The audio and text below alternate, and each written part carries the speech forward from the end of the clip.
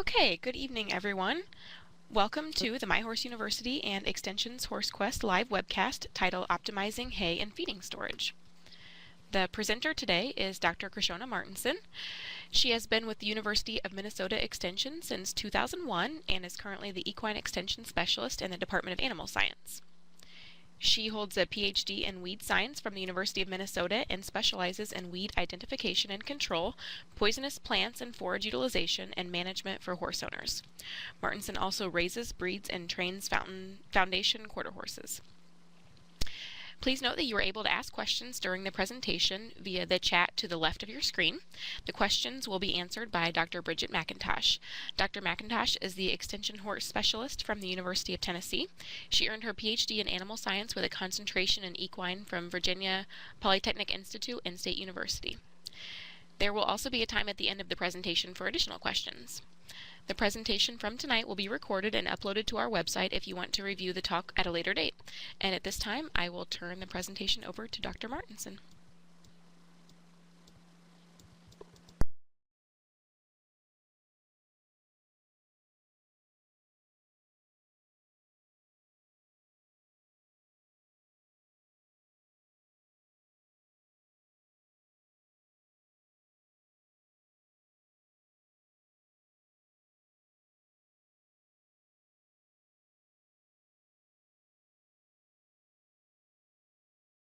Hello, hello, hello.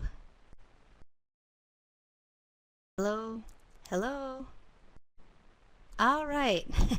Sorry about that. We've been having a few technical glitches, but I'm really happy that you're all able to join us this evening, and I'm happy to be here. So this is just myself, Krishona, and also I just would like to thank Dr. McIntosh for helping out as well. I'm sure she's giving you all a little high five in cyberspace. So the outline that we're going to have for this evening is to look at several things that will help you optimize your hay supply. The very first thing we're going to look at is how to buy quality hay. Then we're going to look at some specific feeding examples. We're going to talk about hay testing. I know it's not common for horse owners to test their hay, but I think it's a very important thing to do. And if you don't have many loads to test, it's a very cost-effective method. Then we're going to talk a little bit about reducing feeding waste and storage waste. And finally, we're going to wrap up with some research that we conducted here at the University of Minnesota this past summer looking at the efficiencies of different round bale feeders. So first of all, I just want to make sure that we're all on the same page and that everyone realizes that forage should be the foundation for the horse's diet. Horses are non-ruminant herbivores designed to utilize forage as the primary component in their diet. They are designed to eat grass and legumes. They require about 2 to 3% of their body weight in feed each day, and that includes both hay and grain. And at least half of their daily feed intake should be in the form of roughage. And there are several types of horses that can survive just fine on forage alone, along with the vitamin and mineral ration balancer. So again, forage should be the foundation, at least 50% of all horses' diets. This is what we're going to talk about when we think about buying hay, or even if you're growing hay, these are things that you can think of for yourself. So here's what you need to look for. What's in the hay, the maturity, and then these physical characteristics of touch, smell, color, and then of course make sure we know if there's any mold or weeds. So the first thing is you really want to pay attention to is the content of the species of the hay that you're either buying or growing. And this is really the percentage of grass and legumes in the hay. Grass, there's a number of grasses that are commonly grown. Hay, timothy, orchard grass, brome grass up in my region, and also legumes. And legumes are alfalfa or the different clovers. Legumes do have a higher protein content than grasses. So if you have a horse that has a higher protein requirement, maybe the horse is actively exercising, that could be a case where you'd want to add in more protein into their diet, and you might want to put in or include a hay that has a little bit more alfalfa or clover. And also, fiber from grasses is more digestible than that of alfalfa at the same stage of maturity. So that's pretty important. If you have a horse that is having any digestible problems, or if you want a little bit more efficient type of hay, you'd probably want to gravitate more towards those grassy hays. So if you take a look at this picture here, and you look at it, do you think that this is a grass, alfalfa, or a mix? And you can kind of think, you know, what it would be. And this is actually a pure grass hay sample. You can see those long stems. You can see some grass heads in the upper right-hand corner of that picture. If we take a look at this picture, what would you guys say is in there? And if you actually said it's a mixture of alfalfa and grass, you would be correct. So if you take a look, right there is an alfalfa. It's the broadleaf looking plant. And then of course you can see the different grass blades. And this is actually an orchard grass alfalfa. It's about a 70% alfalfa, 30% orchard grass. This is this is a pretty energy dense type of hay. And then finally, if we take a look at this type of hay, what would you say it is? Grass, alfalfa, or a mix? And I'm sure you guys are all yelling out at your desk what you think it is. And it's actually pure alfalfa. You can see it's fairly stemmy. It's first crop alfalfa. And you can see here the long stems and then also that broad leaf that represents alfalfa. Maturity is also really important when you think about buying hay. Plants do have more fiber and less protein as they mature. Because the plants, as they grow taller, need more structure to help them stand, they have more fiber. And a plant can only have so much fiber and protein. So as that fiber level increases, the protein level has to decrease. So if you're buying a hay or growing a hay and you want more protein, you would cut that hay earlier. Indicators of maturity are flowers for the legumes, and of course seed heads for the grasses. And when you're looking at these hays, the leaves do have more protein and digestible energy and less fiber than the stems. The stems are the fibrous component of the plant because of course that's what's giving the plant structural strength to stand up. So again, we're going to look at this hay here. Would you say that this hay is a mature hay or a young hay? And again, you're probably all, saying it out loud at your computers. But this is actually a mature hay, and the reason that we know is because you can see the different seed heads. This is actually a Timothy hay, and you can see the different seed heads in the hay. But just to note, even though this is a more mature hay, this is still a very good hay for certain groups of horses, and we'll address that a little bit later on. So then again, if we take a look at this picture, would you say that this is either mature or young? And again, look for the presence of those seed heads. Do you see any seed heads? And of course, you don't see any seed heads, so this is a really young hay. And I think some people are mistaken when they think that grass hay is always a lesser quality than alfalfa. I've seen some of these younger grass hays that are cut at a relatively immature stage that are just as nutritious as an alfalfa. So for example, since I've had this hay tested here in this picture, we do know that this grass hay had about 12 to 14% protein, which is actually a pretty good protein level for grass hays. You may see some of this kind of brown stems in the sample. That doesn't really bother me. What that is in this particular case is that this field had been suffering from some drought. So after the first cutting was taken, there was a lack of rain, and some of those grasses that started to regrow, their leaves didn't get any moisture, they kind of died back. When the rain started to come again, the grasses regrow, but you still had some of those brown leaves in the bottom. But again, that doesn't really bother me, and that really doesn't distract from the quality of the hay. And again, if you guys have any questions, please don't save them to the end so that you forget. You can ask them, and Bridget will be happy to answer them. So finally, some physical things to think about is touch. A horse's mouth and lips and their tongue are extremely sensitive. So softer hays will usually be more consumed by the horse, and these rougher hays will not be as readily consumed. So when you're buying hay, or even if you're growing hay, but especially if you're buying it, spending your hard-earned money on this hay, break apart, a couple of bales if the supplier will let you. Stick your hand into that hay. If that hay is rough on your arms, or you feel prickers or thistles or things like that, your horse is going to feel the same thing, but with its mouth and tongue.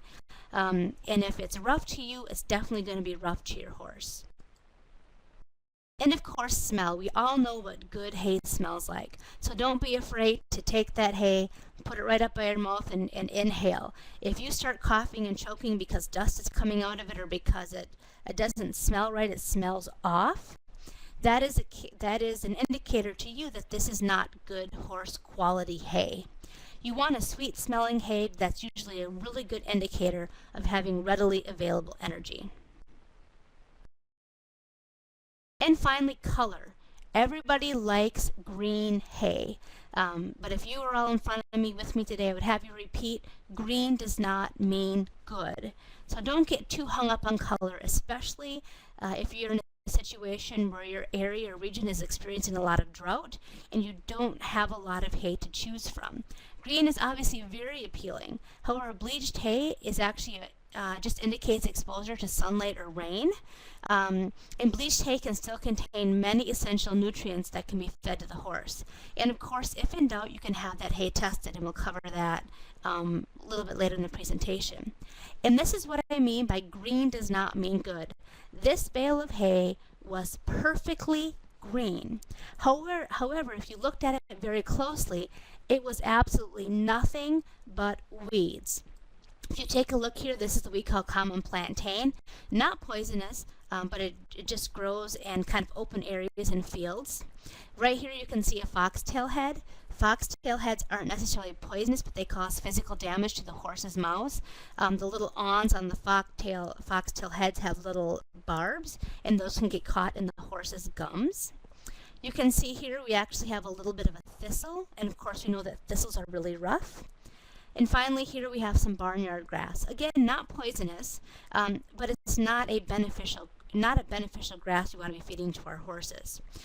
So, anyways, green does not always mean good. Again, this bale was pure green, but upon closer investigation, it was nothing but weeds. And of course, also, another reason you don't want the color to kind of stray you off is because maybe those bales were stored on the outside of the stack, and maybe that stack had light coming in from a window, and if you don't closely investigate it, you may really be missing some good hay. So for example, if you look at this picture, you can see the individual is opening up that bale of hay, and you see how bleached the exterior of that bale is, but inside it's nice and green. So again, don't let color totally drive your buying factor. If in doubt, have it tested and really analyze those bales just to make sure the bleaching isn't superficial on the outside edges. When you're buying hay, you should really know the moisture. And moisture is so critical because moisture at time of baling the hay is directly correlated to the amount of mold that will be in that hay down the road. So hay baled between 10 and 17% is considered the optimum moisture. And we have some research data that actually suggests the upper level should be 15%. So again, 10 to 17%, our new data is suggesting 15%. If you're less than 15%, you basically can feel very confident that that hay will not mold. Of course, that's given it's not stored in a leaky roof or things like that.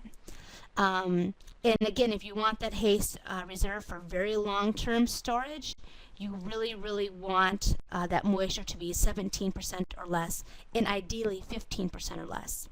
Any hay over 18% moisture really does possess a threat of molding. It doesn't guarantee it will, but you have a higher chance of having that hay mold.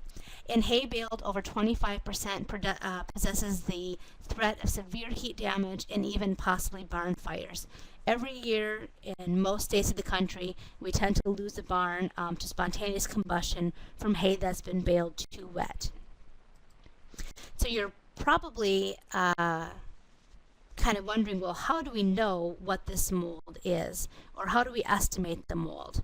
And a little bit more about mold, just to make sure that we're all aware that mold is really detrimental to the horse, especially if the horse inhales it. It has potential to be toxic, interrupt their digestive system, and of course you've seen horses that cough or wheeze or colic because of mold. And two, if the hay has been stored inside and is not moldy, the risk of it getting moldy is very low. So again, hay that is put up well, stored well in a well-ventilated barn with no leaks, your chances of it molding are very low. But again, I've heard some horse owners say, well, the hay is going through a heating process, it will get better. And that's somewhat true. Hay does tend to cure. You have the hay is, 85, 90% water standing in the field. You're trying to dry it down to 15%. When that hay is baled, it will respire a little bit more as it continues to dry, even cut. And you can sometimes feel a little bit of heat, but it should never ever feel hot to your touch. And just like that, if you buy hay that is moldy, it will not get better, it will only get worse. So do not buy moldy hay. And of course, here's some hay, and you can see the mold. You can see that white mold. You can also tell, sometimes it can be difficult to really tell if that hay is moldy, but if the hay is kind of really stuck together hard and hard to pull apart, that's also an indicator of mold.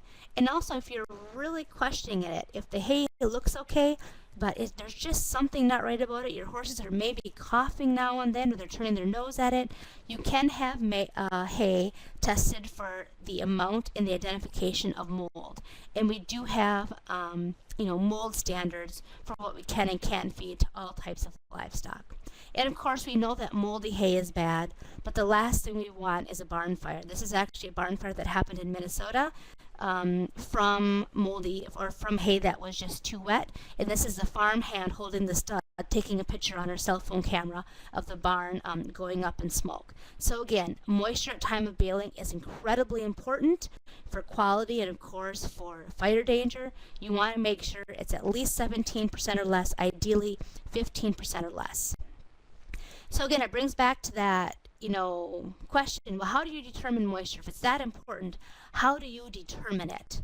And really that's done with a hay analysis. If you take a hay analysis and when you get that report back, it will say what the moisture is. However, the last thing you would want is to test the hay, buy the hay, and then get the analysis back 5 days later and show that your hay is wet. So ideally you would like to do this before you actually have the hay in hand. And one way to do that is to just have a trusting relationship with the hay supplier. A lot of horse hay suppliers know the importance of moisture and quality, especially for horses. You can also buy hay that has been stored for 2 to 4 weeks. We know that if hay does go through a little bit of a curing process, that usually happens within the first 10 to 14 days. So if you're buying hay that has been stored for more than 2 weeks, up to 4 weeks, and it hasn't molded, the chances of it molding are very, very rare. And again, investigate those bales before you buy it. Look into that, look into those bales, make sure that there's no mold, make sure there's no dust, and again, they should never ever be hot to the touch. They can be warm, but not hot. So just to recap on buying hay, things that you should know. You should know what's in the hay. You should know if it's legume or grass. Grasses tend to be more easily digested. Legumes like alfalfa tend to be higher in protein. Know the maturity. The maturity is really the true indicator of quality. The more mature anything is, regardless if it is alfalfa or grass, the less protein and the more harder that hay will be for the horses to digest. Make sure it's soft, make sure it smells good, and again, don't get too hung up on color. A little bit of a bleached color is okay. Just make sure you investigate to make sure that bleaching isn't superficial. And of course, you always want to reject any horse hay if you find any evidence of weeds or mold. So now we're going to kind of transition into feeding different types of hay. Again, looking at the efficiencies and where you can save money and how you can fine-tune your hay feeding program. We're going to focus on feeding the right hay for your horse. Feeding too good of hay can result in weight gain and excessive spending.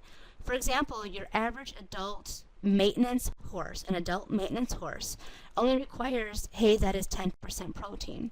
So if you're buying dairy quality hay, you're feeding that horse an excessive amount of protein. The protein is being excreted in their urine and you're wasting a lot of money. Most hay is sold based on protein content. So why would you want to be competing with a dairy farmer who wants 20-some% protein hay for their lactating dairy cow when your horse needs half of that at 10%? So again, you really got to look at the type of hay for your horse. And then of course, sometimes people try to get really great deals. And sometimes feeding too poor of hay or hay that's dusty or weedy can result in weight loss and of course other health problems. And we all know that one vet bill can easily make up the difference in this load of hay that you saved. So we're going to look at 3 different examples here, and these examples actually come from Dr. McIntosh, who's answering the questions. So here we have our adult idle horse. That horse we assume weighs 1,000 pounds. We think it needs 2% of its body weight or 20 pounds per day of feed. That's all feed, whether it's a concentrate or forage. Because this horse is adult, it's not growing. Because it is idle, it does not need grain. So we're going to feed that horse 100% hay or 20 pounds of hay. Now, of course, we're always going to feed a vitamin and a mineral ration balancer with this hay. So here we have this adult idle horse, 20 pounds of hay per day. If we look at these 3 types of hays, what type of hay do you think would be best for that adult idle horse? In the first one, we have our alfalfa grass mix, we have our immature grass, and we have our mature grass. And again, they're all 3 clean, there's no weeds, there's no dust, they're good quality hay. So what would you think? All right, those of you that said that mature grass, you're right. You can feed that mature grass hay and those horses will do perfectly well as long as you're also balancing out their vitamins and their minerals. So the nutrient requirements of an adult idle horse can be met by good quality grass hay alone. The hay should be analyzed for nutrient content just to make sure you identify any deficiencies, especially vitamins and minerals. And then again, you should offer that mix if your horse needs it. And especially for this class group of horses, and I think a lot of us have these types of horses, this is where we can save a significant amount of money. Why would you feed these adult idle horses pure alfalfa or this high-valued alfalfa hay when all they need is a good, clean, mature grass hay? So again, this is an area where you can really save money. Our second example, this is a working horse of moderate exercise, and we define a horse that is moderately exercising of 3 to 5 hours per week. And again, we are going to assume that this horse is 1,000 pounds, and again, this horse needs 20% body weight in its feed, and again, that's hay and concentrate. So again, that's 20 pounds per day. So if we look at the percentage of hay in its daily ration, we're going to estimate that at 75%. And because this horse is moderately exercising, we're going to put 25% of his ration in concentrate. So that would be 15 pounds of hay and 5 pounds of some type of concentrate to meet those energy requirements because the horse is exercising. So again, we're going to look at this moderately exercised adult horse. And what type of hay do you think this horse would need? This grass alfalfa, this immature grass, or this mature grass? And again, you could really have 2 correct answers. You could feed that horse this grass alfalfa or even this really, really young grass mix because it's pretty high in energy and protein. But again, these horses that are working, adding alfalfa into their diet will really help meet their energy requirements. So to recap, grass hay alone, or really this should say mature grass hay alone, probably won't be sufficient to meet these horses' needs. Adding in some alfalfa that's typically higher in energy, in nutrients and protein will help meet this horse's energy need. And if you do have an exceptional quality hay for these types of horses, a good quality hay is possibly all you would need. But then again, you would always want to supplement back in your vitamins and minerals, because no matter how great your hay is, I've never seen a hay that is adequate in all of the vitamins and minerals that a horse needs. And finally, we're going to look at a growing horse. This is our final example. So we have a growing horse that is a yearling. It currently weighs 700 pounds, and we expect it to gain a pound a day. That's its average daily gain. And again, we're going to stick with 2% body weight that that horse is eating. So the total intake per day is 14 pounds. Because that horse is growing and it has additional energy requirements, we're going to say 75% of that horse's energy can be met with hay and 25% with concentrate. So that would mean we'd feed about 10.5 pounds of hay daily and 3.5 pounds of a concentrate daily. So if we're going to feed this young growing horse some type of hay, again, what would be your choice? Would you want to feed him this grass alfalfa, or in this case mostly alfalfa, this immature grass hay, or the mature grass? And those of you that said this immature grass hay are right. With a young growing horse, you want to use a little bit of caution when feeding high amounts of alfalfa, because you want to make sure that your calcium to phosphorus ratio stays in check. If you're confident that you can keep that ratio in check and you can keep it stable, you can feed the grass alfalfa hay to these horses, but again, you have to be incredibly careful. A safer choice would probably be a very, very high quality young grass hay. So just to recap this yearling, good quality grass hay or grass alfalfa hay, if you're really willing to really watch that calcium to phosphorus ratio, can be used in your feeding programs. These young horses with increased nutrient requirement will require an increased percentage of concentrates in their diet because they are growing. Like that working horse, that example number 2, they need a bit more energy. But regardless of the class of horse, the forage should always be at least 50% of their daily ration. And again, I can't draw the importance enough to watching that calcium to phosphorus ratio, especially for these young growing horses. So to recap our hay feeding, you should really know your hay. You should know whether that hay is alfalfa, you should know whether it's grass, you should know whether it's a mix. Make sure to feed the right hay for your horse. Again, that adult idle horse does just perfect on that little bit more mature grass hay, which should also help your pocketbook. That hay shouldn't be as expensive as some of the better quality hays. Feeding the right hay will probably save you money and result in healthier horses. And finally, make sure to work with your hay supplier or nutritionist and or your veterinarian to really help balance out these diets, especially if you're having a problem with the horse or you have a horse you're concerned about. An equine nutritionist is an incredible asset to have. All right, hay testing. We've talked about that quite a bit. And hay testing is critical because it determines the nutritional value of your hay. Just by looking at the hay, none of us, well, we can all guess, but no one can indicatively tell you what is in that hay just by looking at it. It has to be tested. That is why it is so important not to get hung up on things like color. You need to have that hay tested.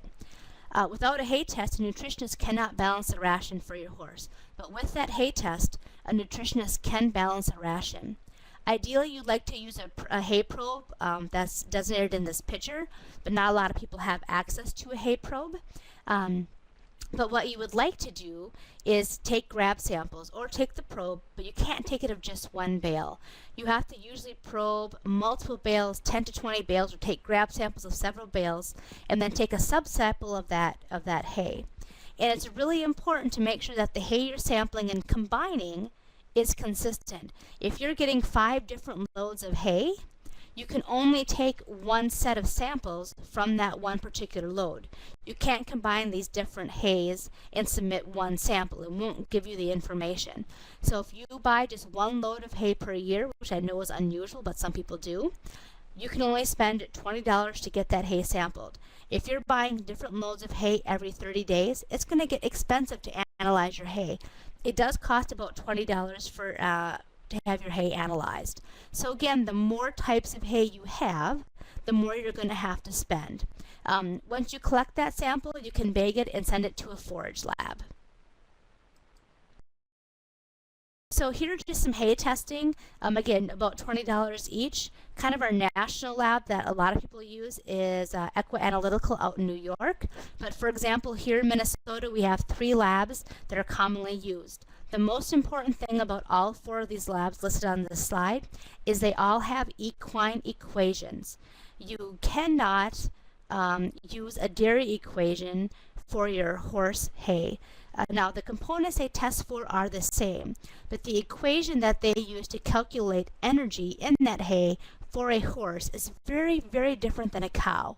So make sure if you're sending your hay to a local lab, make sure they have an equine equation.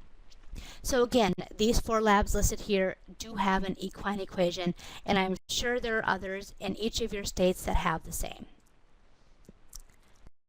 So now we're going to transition into reducing your feeding and storage waste. And again, we're going to kind of recap knowing how much to feed. Again, 2% of the body weight is a very average number that we use. It doesn't work for every horse. Again, it's just an average. Making sure we don't overfeed, the importance of using hay feeders, and then kind of just some cleanliness things to follow. So the first thing is, when it comes down to storing your hay, is to make sure you're storing your hay in an area that is free of water.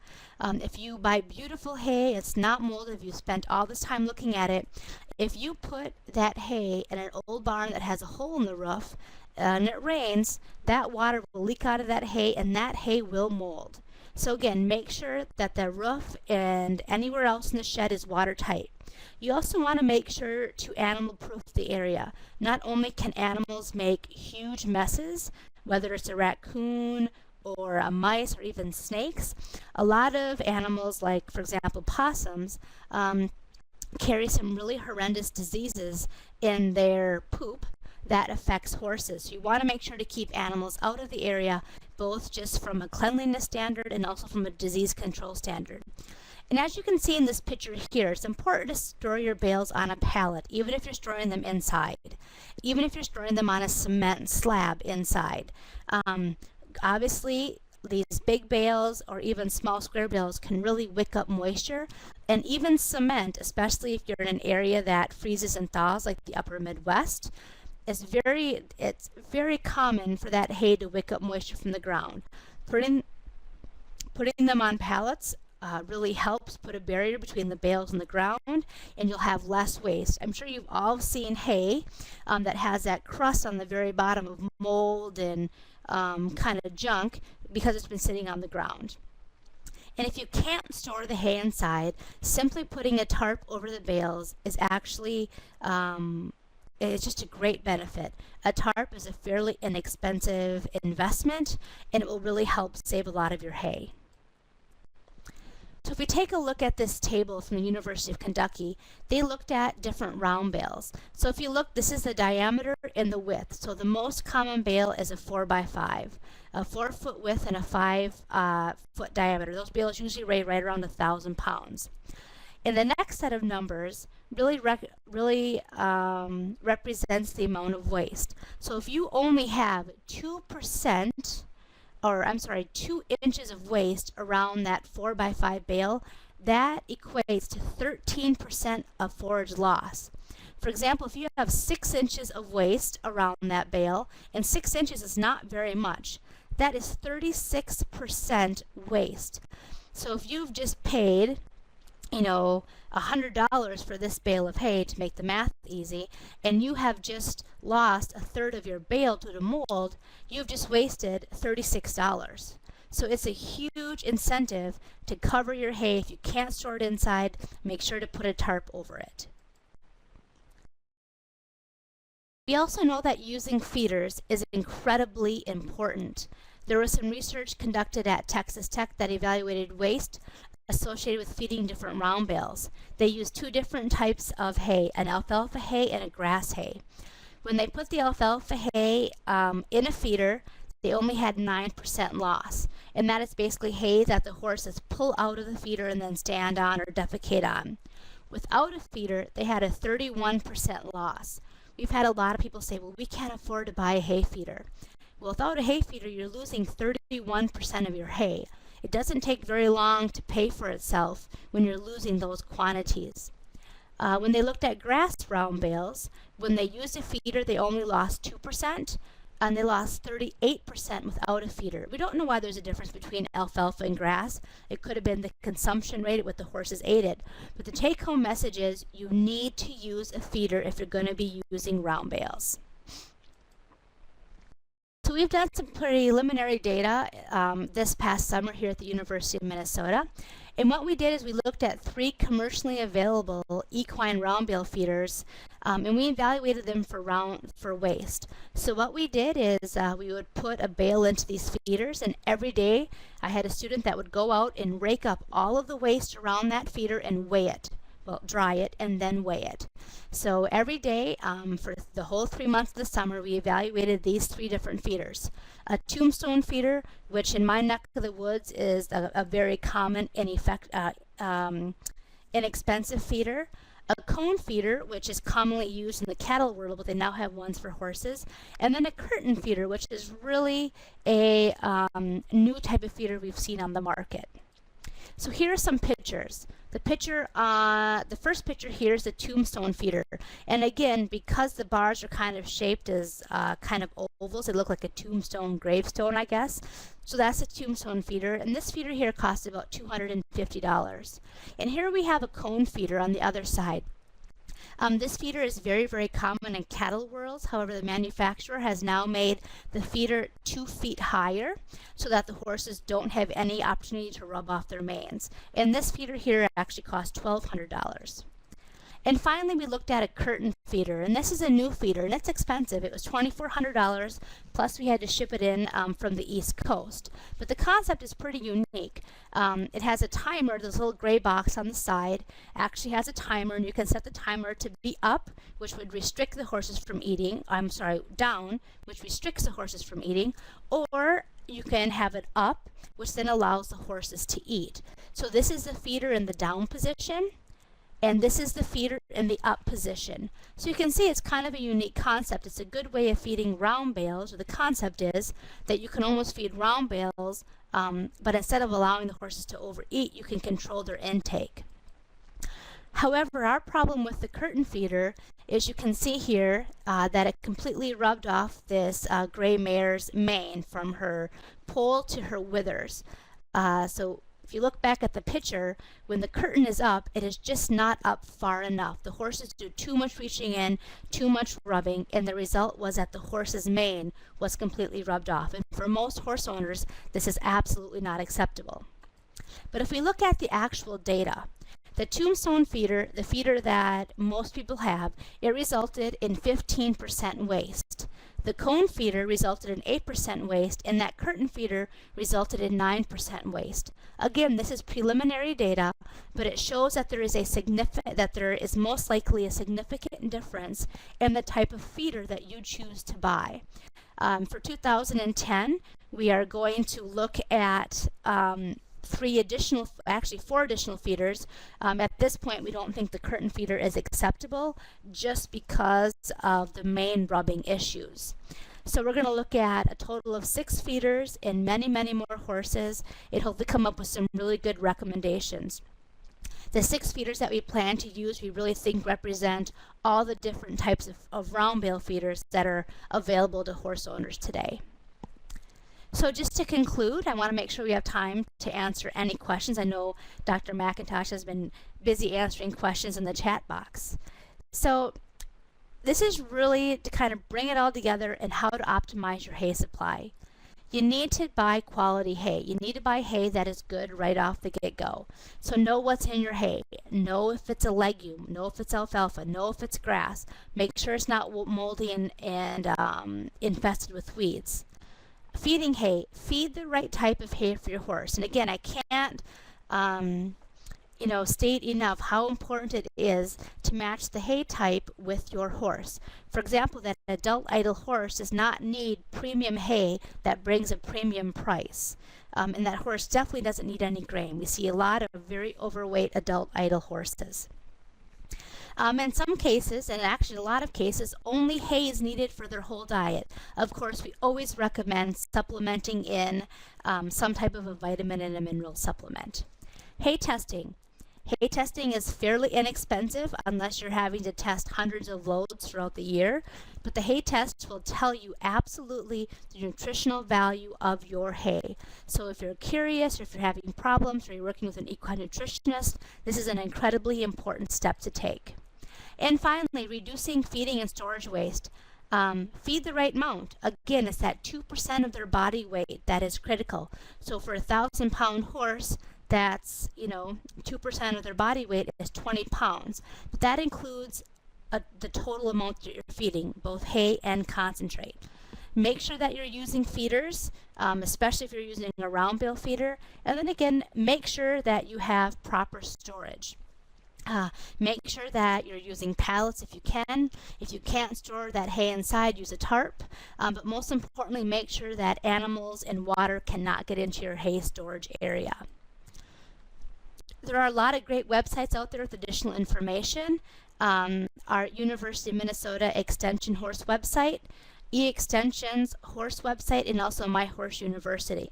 And those of you in different states, I'm sure your state has great information on feeding horses forage and forage utilization as well. So at this time, I'd like to take any additional questions, or you guys can put it into the chat, any questions that you've thought of between now and then. And I see a couple here, and Bridget, I'm not sure what you've answered. I'll just go up. This one from MJ, what about feeders for turnout areas for just 1 or 2 horses? I'll think I'll need a little bit more information on that. These are turnout areas, or they mostly just exercise paddocks? So the horses are being fed in stalls and then turned out? Or are they out the whole time? And maybe you can clarify that for me while I answer the next question. This next question was submitted. A lot of hay in our area seems to have a bit of thistle, horse nettle, and even a milkweed or some other toxic weed. If a horse grazes a pasture with the weeds listed here, how much worse off are they for eating them in hay? Can you talk about weeds in hay? Well, there's a pretty big difference about how horses graze and how they eat in hay. So in a pasture, the weeds that you listed there, like for example milkweed is incredibly bitter.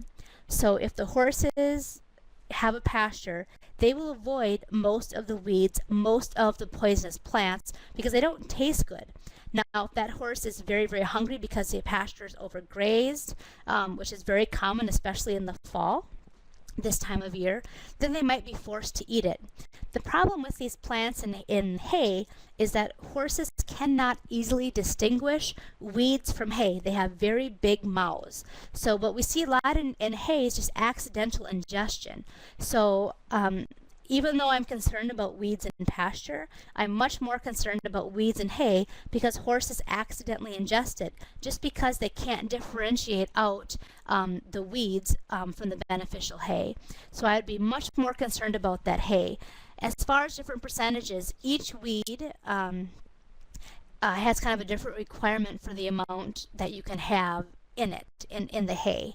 If you go to our U of M horse website, which was the first website I listed, we have a whole section on poisonous plants that gives you actual recommendations for the amounts that you can and cannot have in hay, of course, if we know those amounts. But generally speaking, except for some very, very toxic weeds, we say that you should not have anything more than 10% weeds. You should never have more than 10% weeds in any hay for a horse. And of course, if that weed is toxic, there is a 0% that you can have in there. So I hope that answers it. All right, so MJ, your question was, they're out the full day. Well, we actually had 4 horses on our bale feeders. When you only have 2 horses, you can use one of these feeders. The problem is the hay is going to be out there for a long time. And of course, then you're concerned about the hay getting ruined just from rain and other environments, and other environmental issues like rain, snow, whatever you may have. In that case, if you have two horses outside and you want to feed a round bale, I would look at some of the feeders that have a cover over it. If you don't want to feed round bales, they make several type of hay feeders where you can put in 5 or 6 flakes, up to maybe a bale, up in top of the feeder. Then there's like a bunk below it. So, I can't specifically address your question because we haven't researched all the different types of feeders. But again, because you only have 2 horses, you really have to watch the efficiencies because you don't want the hay sitting out there for an excessive amount of time. All right, for Janet, I bought some hay that has a head on it that looks like wheat heads. Is this okay to feed? The horses love it, but I noticed that my stallion leaves the heads, but it has these. Well, Janet, if you want to shoot me an email, my email address is just Krishona at umn.edu. Why don't you send me a picture of it? There are some wheat grasses that are beneficial for horses. However, there are also some weeds that you want to be real careful that also look excuse me.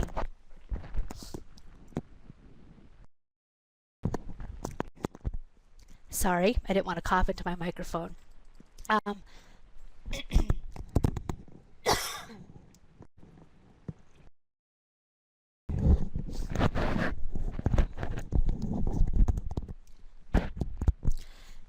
But there are also some weeds that kind of resemble wheat heads, and sometimes those weeds are like foxtail, where they have those little microscopic barbs that can get stuck in the horse's gums and teeth.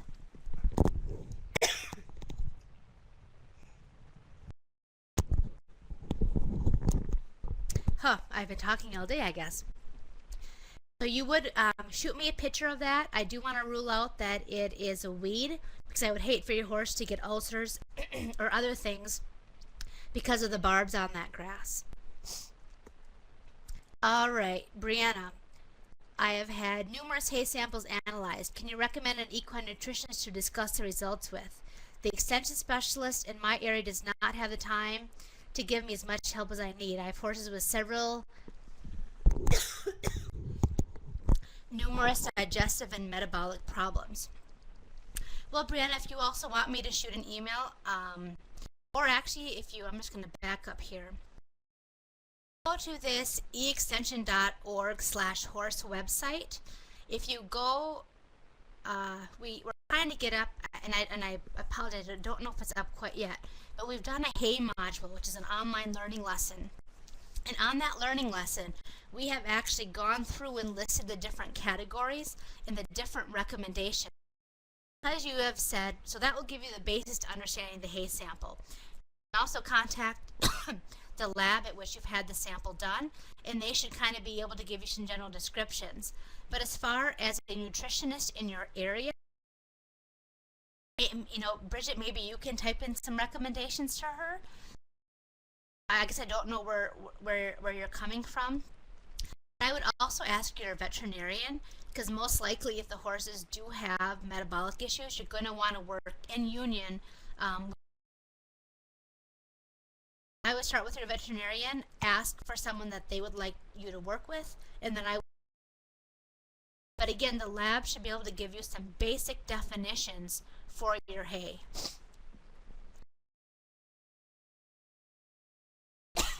Suzanne, please clarify hay color. There are 2 examples, one with some brown grass throughout, the good quality of mature grass hay, and then the bale, the drought exposing on the outside. What about some bleached hay within the bale? How does that affect the nutrient level? Well, whenever hay is bleached or golden, it usually sign to you that hay took a long time to dry. And whether that extended drying period was because it was rained on, or because it was just humid, or because it was high enough to really speed up that drying process. So if there's kind of pockets of different color within the bale and it's just kind of bleached out, that could really be hay that was just on the top and stayed on the top before it was raked. But again, the color of hay doesn't really concern me, of course, unless it's dark and moldy. But just a general bleaching of the hay just tells me that you're probably bleached out a few vitamins and minerals that you can easily supplement back in. But I would really The other thing is, and I noticed there's a couple of questions about sugars that I could kind of glance at. Sugars are water soluble. So if you have a horse that you have concerns about with sugar, hay that is slightly golden that indicates it took a longer time to dry is usually an indicator as that hay takes longer to dry, those sugars leave the plant.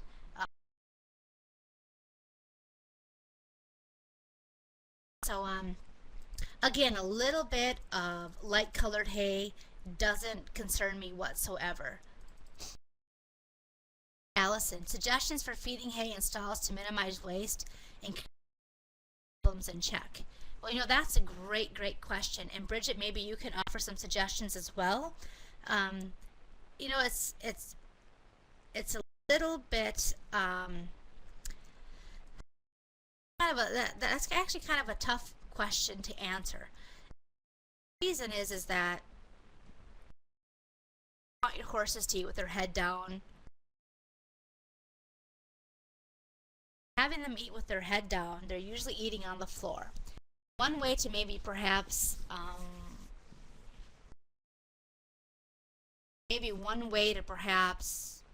improve that is to make sure the hay is on a rubber mat or something that's easily clean, something that the horses will.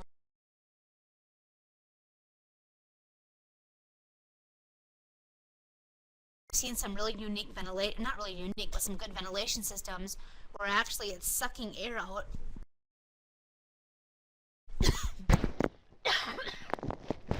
Sorry. It is sucking the air out of the stall right at the bottom where all the feces and the manure is in the urine that's causing that ammonia smell. So I would feed them on some type of a rubber mat, maybe in some type of a shallow container that they cannot hurt themselves on. But you also might want to check with your veterinarian or maybe the equine specialist in your state if they have some better recommendations on that question. Okay, Patty, do you have any information on how to locate an equine nutritionist? Bridget, I will let you answer that one. All right, a couple of you need my email address, so I think I'm just going to type it into the box here. So I've just put in my email address for those of you that need or want to ask me, any kind of additional information.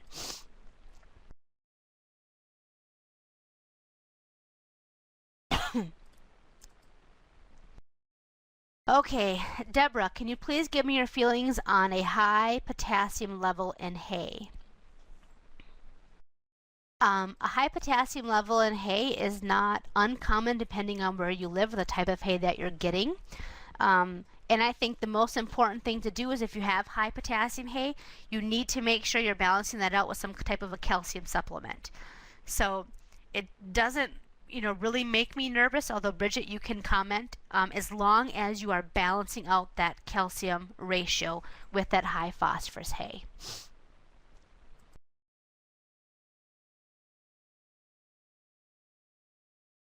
All right, David, if my hay stays out in the rain in the feeder, will I use much protein or vitamins? I'm assuming maybe it's a round bale or maybe you're just feeding when it's raining outside. And if the horses consume it within a reasonable amount of time, I would estimate 24 to 48 hours being a reasonable amount of time. I don't think so. Much longer than that, I'm not sure if you're going to lose a lot of protein or vitamins, but you could start to have a mold or a mold problem, or the horses will not like to, won't want to eat it. So you have to watch the weather if you're feeding outside. And it is a very good idea to make sure that they consume that hay within an adequate amount of time after it rains, within like 24 to 48 hours, I would suggest.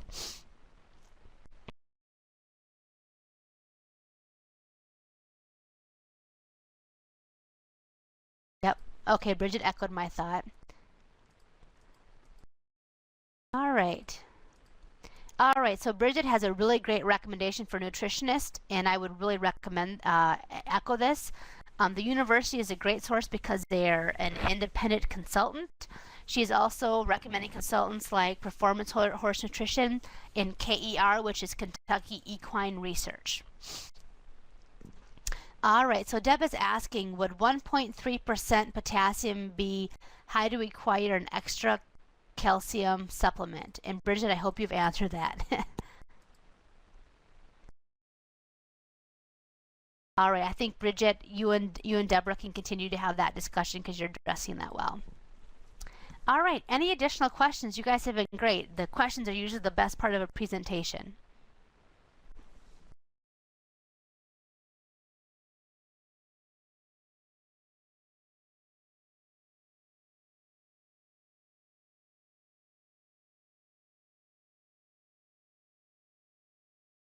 Oh, I'm sorry.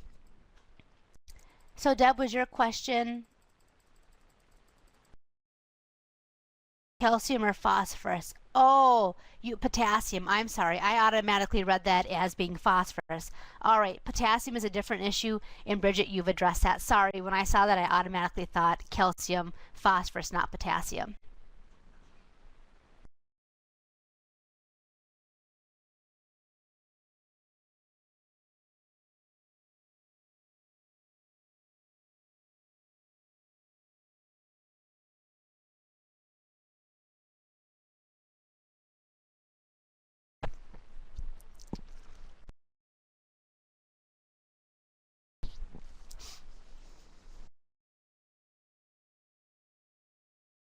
All right, are there any other questions?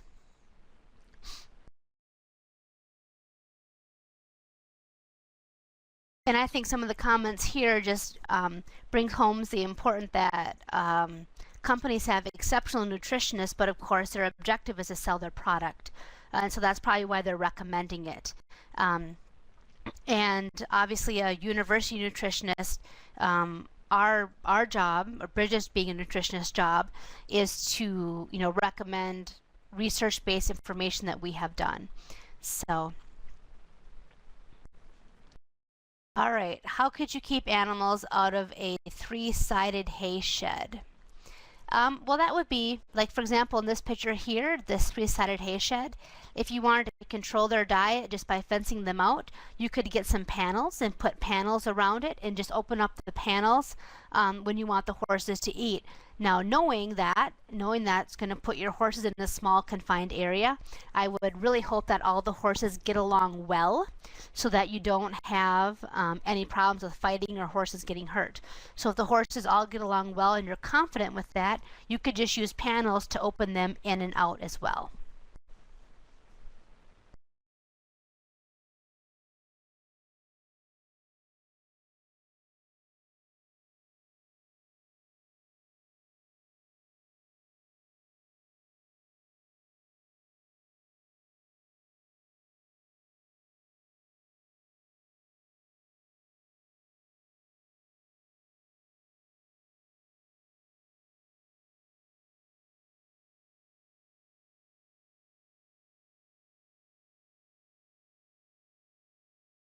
All right, well, thank you very much. If there's no more questions, I think Amanda has indicated to you all that the webinar will be recorded and it will be available later.